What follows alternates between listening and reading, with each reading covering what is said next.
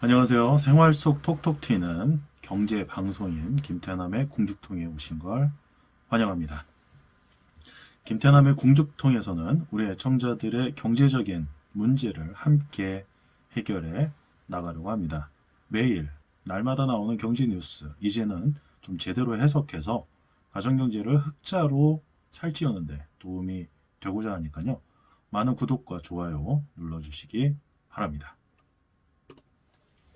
방송 주제로 들어가기에 앞서서 우리 애청자들과 함께 고용 불안에 시달리는 부분을 조금 덜어내고자 고용과 관련된 이야기 먼저 하겠습니다.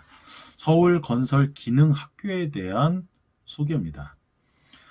직장에서 잘렸거나 실직 상태에 놓여 있는 분들께 도움이 되고요. 이제는 이러한 기술과 기능을 배워서 소득 향상에 도움이 될 만한 재취업을 선택하셨으면 좋겠습니다. 많은 분들이 명예퇴직을 당한 뒤로 자영업에 뛰어들면서 8, 90%는 많아지지 않습니까? 그렇게 되면 결과적으로 그동안 한 3, 40년 모았던 재산 다 날리고 빚만 남게 됩니다. 정말 힘든 상황이죠.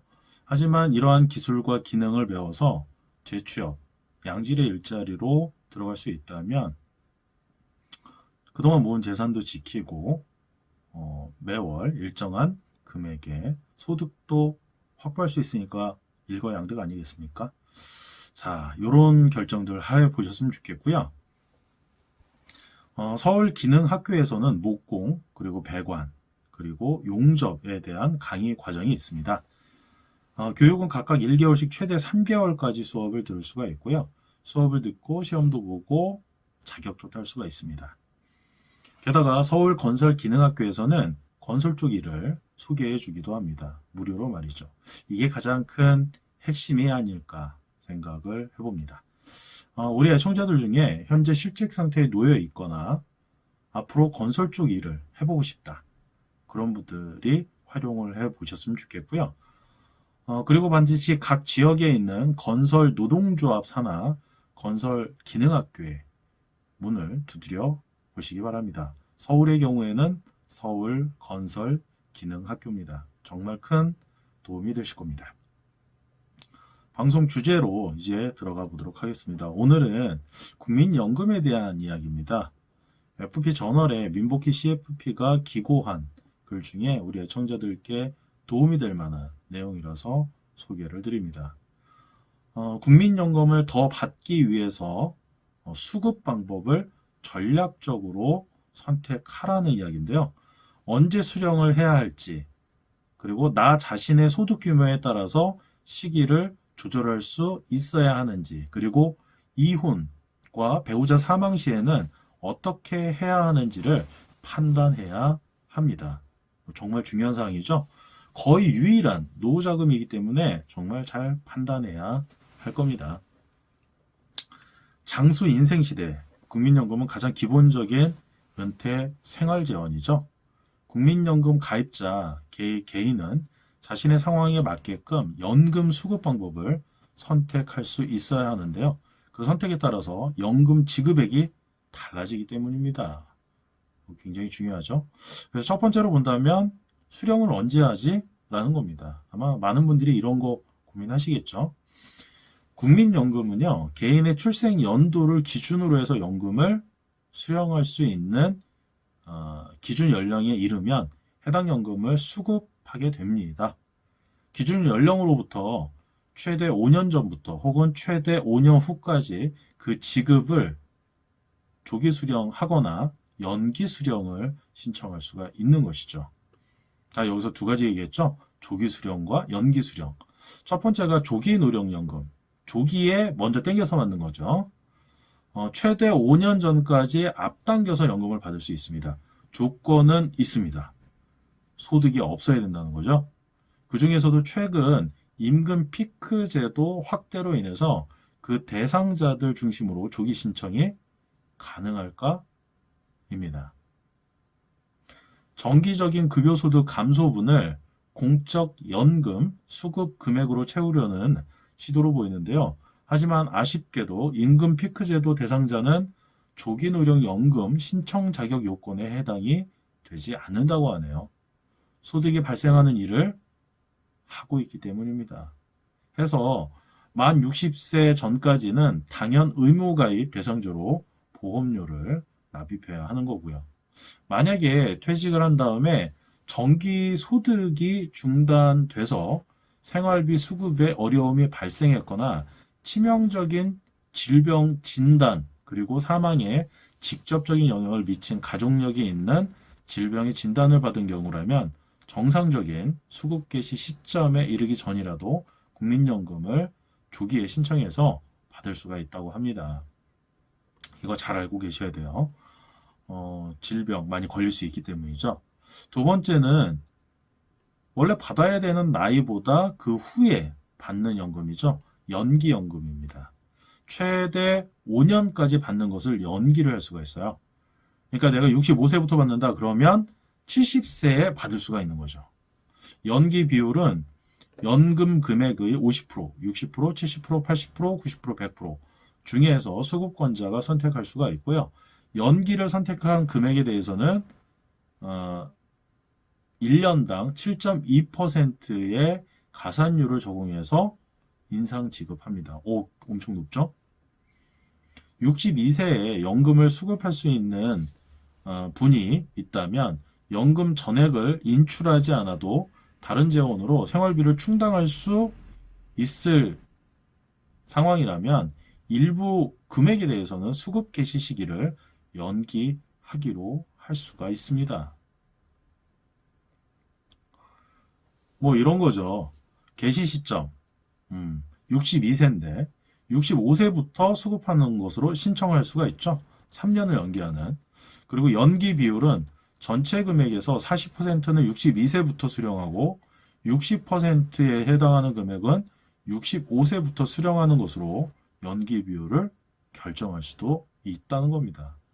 이런 사례에서 보듯이 은퇴 생활 기간의 가계 현금 흐름을 진단 예측해보고 국민연금의 인출 계획을 조정할 수 있는 거죠. 그러면 좀 더 많이 받겠죠? 뒤에 받게 되면. 자, 두 번째는 나 자신의 소득 규모를 따져보고 수령하는 시기를 조절해야 한다는 겁니다. 국민연금 수급 개시 시점이 되었다고 해도 개인의 소득 유형과 규모에 따라서 연금 금액은 감액 지급될 수도 있습니다. 그 기간은 수급 개시 연령으로부터 5년간 적용이 되고요.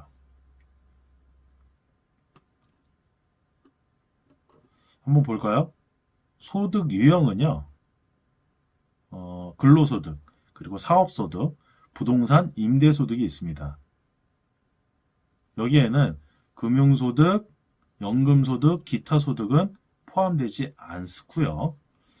소득 규모를 좀 보자면 최근 3년간의 국민연금 전체 가입자의 평균 소득 월액을 초과하는 경우에 2018년 기준 227만 516원입니다.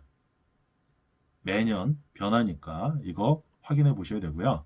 감액 기준 적용이 되는 부분은 2015년 7월 29일 전 지급 사유 발생 건에 대해서는 연령별 감액률을 적용하고 있습니다. 그리고 2015년 7월 29일 후에 지급 사유가 발생한 건에 대해서는 소득 구간별 감액 금액 적용을 하고 있습니다. 노령연금의 2분의 1 한도 범위 내에서 말이죠. 감액 대상 여부를 판단하는 소득 유형에서 금융소득과 연금소득은 포함되지 않고요. 은퇴자산 인출을 위한 포트폴리오 구성에서 이 점을 고려를 해야 하겠죠. 또한 보유하고 있는 자산 그리고 사업체에서 발생하는 소득 규모가 국민연금 감액 대상에 해당될 정도라면 감액된 그 연금을 수령할지 감액될 바에야 수급 시기를 좀 연기해서 기간별 가산 기준에 따라서 인상된 금액을 받을 건지 선택을 해야겠죠. 연기연금으로 최근 개인이 매월 수령하는 노령연금 금액이 200만 원을 넘어서는 경우도 있다고 합니다. 자, 세 번째인데요.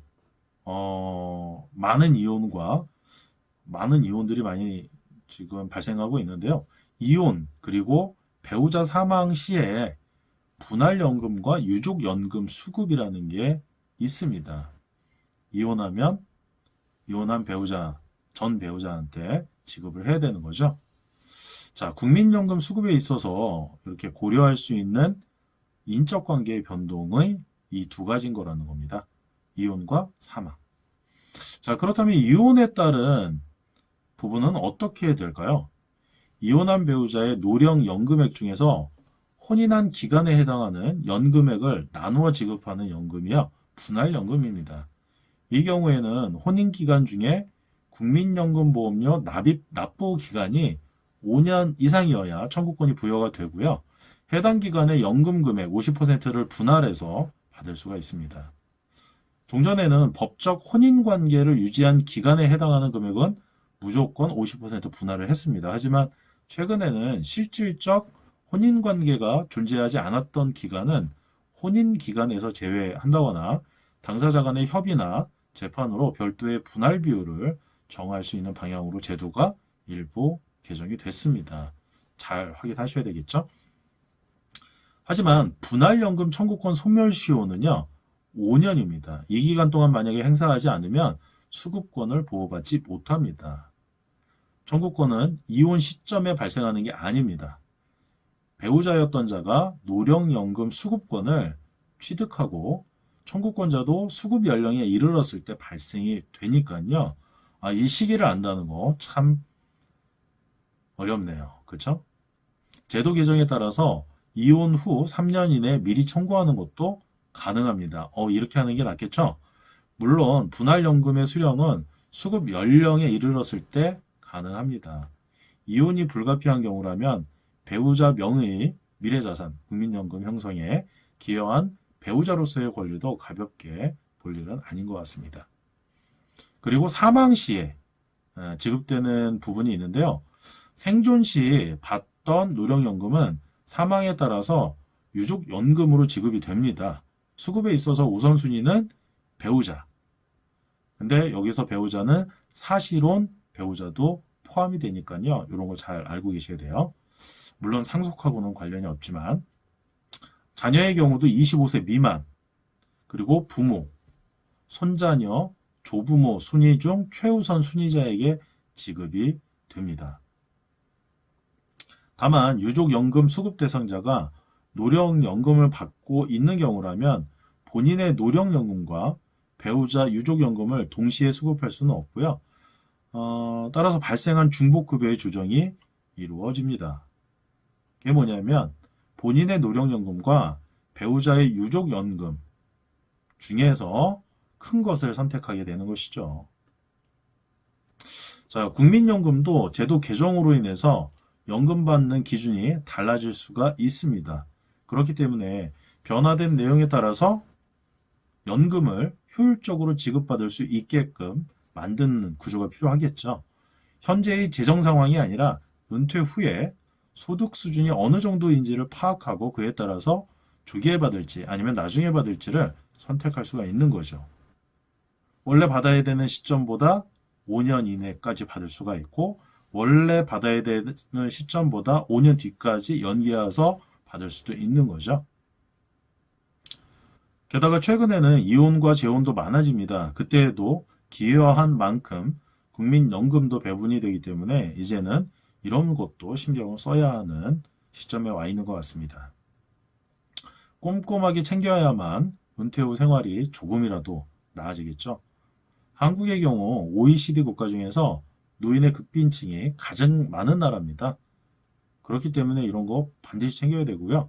우리들 스스로 있는 제도를 활용해서 조금이라도 노후를 여유 있게 살 수 있게끔 만들어야 할 노력이 필요하겠죠. 돈 때문에 수명을 단축해가면서 노후에 소득 창출을 하지 않기 위해서죠. 종잣돈 만드는데 집중을 할 필요가 있겠습니다. 자, 다음은 우리 애청자들께 도움이 될 만한 투자 아이템을 PPR로 소개해드리는 시간인데요. 평생소득 그리고 평생 월급을 만들 때 도움이 되는 아이템입니다. 바로 매월 저작권료가 발생해서 추가 소득을 받는 아트테크, 즉 미술작품 재테크가 그겁니다. 문화생활도 충분히 누리고 수익도 챙기는 아이템이죠. 국내에 있는 아트센터를 통해서 직접 구입하기 때문에 합법적이고요. 투자의 최소 금액은 1,000만 원부터 시작하기 때문에 누구나 할 수 있습니다. 기간도 1년이라 부담이 없고요.